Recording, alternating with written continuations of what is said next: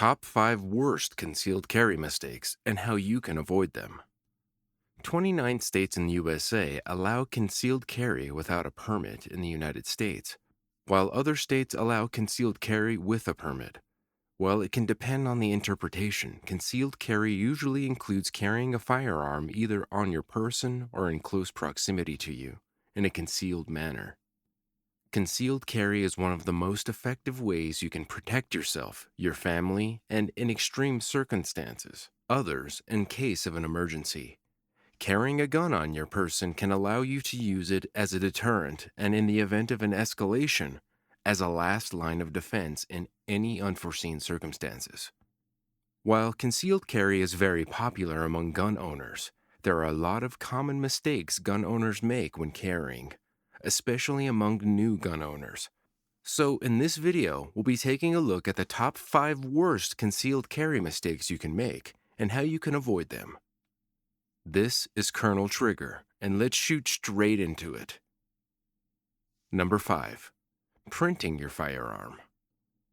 At number 5, one of the most common mistakes people make with concealed carrying is printing their firearm. This is when the outline of your concealed firearm is visible through your clothing, making it obvious to people nearby that you are carrying a gun. This mistake defeats the entire purpose of the concealed carry, as you are practically carrying a gun at this point, and there is nothing concealed about it. This can typically happen due to poor clothing, wrong carrying technique, or just bad holster use. Printing your firearm can have pretty severe consequences, depending on your situation. For one, you lose the element of surprise. This is because if anyone is keenly observing you, he might notice you are carrying and will be prepared for it.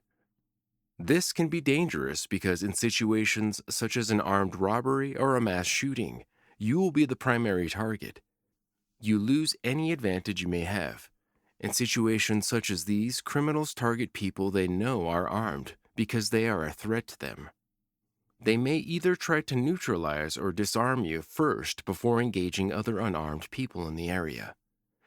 Even in less extreme circumstances, printing a weapon can cause alarm to the people around you, especially in an area where people are not used to firearms. This may cause unnecessary anxiety and attention that you do not need. The good news is that you can remedy this quite easily. Firstly, dress for concealment. Wear loose-fitting clothing with patterns that obscure the outline of your gun. Even consider wearing an additional layer like a jacket or an overshirt to naturally drape the shape of your weapon without looking out of place. Use a mirror to check yourself before going out to make sure your weapon doesn't print while standing or sitting.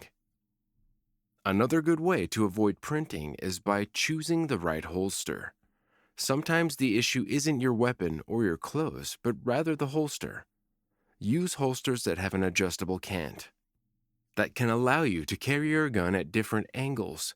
Another great choice is using inside waistband holsters that keep your gun snug against your body. Number 4. Being unaware of local laws and regulations. Coming to number 4, always be aware of the local county and state laws concerning concealed carry when you are traveling, especially for crossing different justifications regularly. Laws are not the same everywhere and can drastically change based on your location. For example, you are allowed to conceal carry in South Carolina without a permit, but just going north into North Carolina, you can't conceal carry without a permit. Being unaware of local laws can land you in hot waters pretty fast. My last point also ties into this. If you conceal carrying right and not printing your weapon, you might even get away with it. But it's better not to try your luck.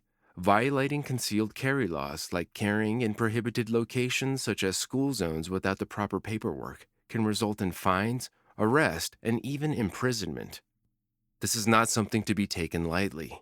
You don't want to land in prison just because you choose to remain ignorant of the laws of your local area.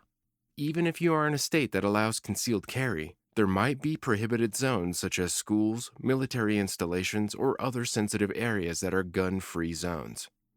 Violating those regulations may result in the loss of your concealed carry permit. If you live in an area that requires a permit, It is always a good idea to keep the paperwork handy. You might never know when you need it. Also, being aware of local self-defense laws can be pretty useful. Laws such as stand your ground or castle doctrine aren't universal, and you may land in legal trouble even when doing the right thing. It is always a good idea to consult legal experts so they can guide you better on the local regulations. Number 3, not training regularly. While this goes without saying and equally applies to handling firearms in general, but train, train, train. You can never train too much. There's always room for improvement, and it is especially detrimental to train if you plan to conceal carry your gun. By failing to make time for proper training and practice, you are just setting yourself up for disaster. No training, especially when you are concealed carrying, means you won't have the necessary skill set or poise that is required to responsibly use a concealed carry firearm. No point in spending thousands of dollars on your gun and gear if you can't get it out in time when you need it the most. Without consistent training, your skills will degrade, your reflexes will slow down, and you might become a liability rather than an asset in an emergency. Using a firearm in high-stress situations is a skill. When the adrenaline rushes into your bloodstream during an intense scenario, it can impair motor skills. This will in turn make it more challenging for you to handle your gun, maintain accuracy, or even maintain situation awareness. Events such as these can happen in seconds, and if you are fumbling around, it can be fatal for you and others around you. The solution to this mistake isn't that easy. It requires a lot of self-discipline and taking time out of your schedule. No one trains because it's fun, but because it is required. Commit to a regular training schedule and try to stick to it. Either a monthly or a bi-weekly training schedule on the range is good enough. Try to do dry fire drills at home when you are free. Learn the ins and outs of your gun and master the malfunctions drills for your weapons. You don't know when you might need it. If time and money permits, try to seek professional training. You will definitely learn something new. Also, it doesn't hurt to hit the gym or the track once in a while. Remaining physically fit makes sure you have the stamina and the mental focus you need in a high-stress situation. Number 2, neglecting your firearm and poor maintenance. A poorly maintained weapon is as useful as a rock, and honestly, it's easier and cheaper to carry a rock in that case. If you aren't maintaining your gun and doing regular inspections, no amount of training or expensive gear can help you. Regularly carrying a weapon means it is exposed to the elements like dust, dirt, and rust. And if you're training regularly, residue buildup or worn-out parts can be a source of potential malfunctions. You don't want to be in a high-stress situation and have your gun malfunction on you. It could have fatal consequences. You can do everything right and still lose if your weapon is not in pristine condition. Even if there isn't a malfunction, a poorly maintained weapon will be inaccurate and might even accelerate the wear and tear of your firearm. It can also be a safety hazard, as poorly maintained weapons are known for unintentional discharges, and you don't want that when you're carrying your firearm so close to your body. You can avoid this by following the cardinal rules of operating a firearm. Always perform regular inspections on your gun. Regularly clean your gun, especially after you have been to the range. Use a good quality lubricant to keep your gun healthy. It is always a good idea to develop a maintenance routine so it becomes a habit to clean your gun. Number 1, improper or no holster use. And finally, at number 1, neglecting the proper use of a holster.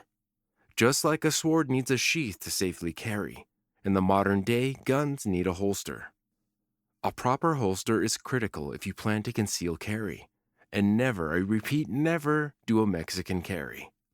This is when you carry a weapon without a holster, usually by just stuffing your firearm in your pants. I don't have to tell you how bad that is for you and the people around you. A holster makes sure your gun is safe and secure on your body during a concealed carry. Additionally, it also allows quick access to the weapon in case of an emergency. The probability of accidental discharges also goes pretty down as well. It is also more comfortable to conceal carry for longer periods of time with a proper holster. You can avoid this by investing in a good, high quality holster that is specifically designed for your gun. Make sure it fully covers the trigger guard to prevent an accidental discharge. Choose a holster style that works for your outfit, whether it's an inside the waistband holster, outside the waistband holster, or a shoulder holster. Make sure it fits your weapon. Avoid one-size-fits-all holsters as they are pretty much useless. They won't retain your weapon properly and will be an uncomfortable experience. While most of these sound like good common sense advice, you would be surprised at how many people still neglect or ignore these points. Don't be that person. Learn from other people's mistakes and make yourself better.